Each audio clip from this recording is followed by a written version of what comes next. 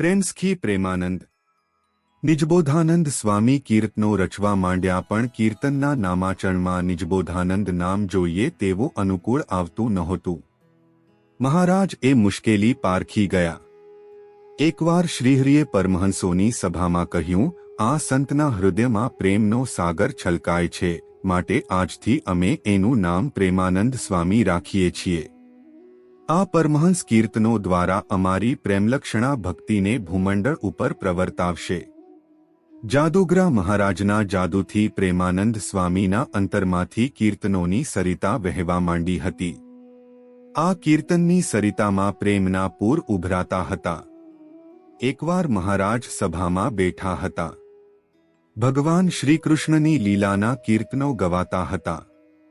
કીર્તનોમાં રાધાજીની અષ્ટસખીઓમાંથી ચંદ્રસખીનું નામ વારંવાર આવતું હતું.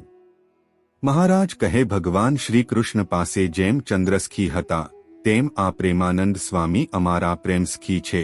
બસ ત્યારથી સહુ પ્રેમાનંદ સ્વામીને પ્રેમસખી કહીને બોલવવા લાગ્યા. સ્વામીએ પણ કીર્તનોના નામાચરણમાં પ્રેમાનંદ અને પ્રેમસખી બંને નામનો પ્રયોગ કરેલો છે, કારણ કે આ નામો તો ભગવાને આપેલા પરમ પ્રસાદીના નામો હતા.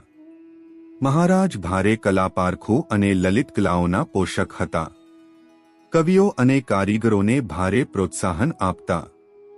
સભામાં એમનું બહુમાન કરતા, છાતીમાં ચરણારીવદ દઈ કૃતાર્થ કરતા, થાળની પ્રસાદી જમાડી તૃપ્ત કરતા. મહારાજની પ્રેરણાથી પ્રેમસખીએ પિંગળશાસ્ત્ર અને સંસ્કૃત ભાષાનો સારો એવો અભ્યાસ કર્યો હતો. સંગીતની વિશેષ તાલીમ લેવા માટે મહારાજે એમને બુરાનપુર મોકલ્યા હતા. પ્રેમસખીનો કંઠ અત્યંત મધુર હતો અને એમનું સારંગીવાદન ભલભલાના હૈયાને ડોલાવે તેવું હતું. પ્રેમસખી જ્યારે સારંગીના સૂર સાથે ગાવણું કરતા, ત્યારે ભગવાન શ્રી સ્વામિનારાયણ સહિત સર્વ સભાજનો દેશકાળનું ભાન ભૂલી ભાવસાગરમાં લીન થઈ જતા હતા. ક્યારેક તો એવું બનતું, વરસાદી વાતાવરણ હોય, રાત્રિનો સમય હોય, પ્રેમસખી સંતોની ધર્મશાળામાં ગાવણું કરતા હોય, સહજાનંદ સ્વામી અક્ષરઓરડીમાં શયન કરતા હોય, એ સમયે પ્રેમસખી કીર્તન ઉપાડે, ક્યારે હવે દેખું રે હરિ હસતા, મારા મન મંદિરમાં વસતા, ક્યારે હવે દેખું રે હરિ હસતા. આ વિરહી સુરો સાંભળતાની સાથે જ ભગવાન શ્રી સ્વામિનારાયણની ઊંઘ ઉડી જતી. તેઓ ઉઘાડે ડીલે એક ધોતીભર વરસાદમાં પલતા પલતા પ્રેમસખીની પાસે પહોંચી જતા. પ્રેમસખી રાતભર ચકવીની જેમ વિલખતા રહેતા અને સહજાનંદ સ્વામી રાતભર વિરહી સુરોને સાંભળતા રહેતા. પ્રેમસખીએ રચેલા મોટા ભાગના પદો મહારાજ પ્રત્યે અસાધારણ પ્રેમ, દીનતા અને વિરહથી ભરેલા છે.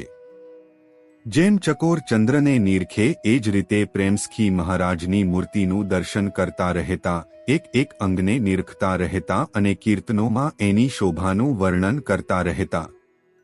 જય શ્રી સ્વામિનારાયણ.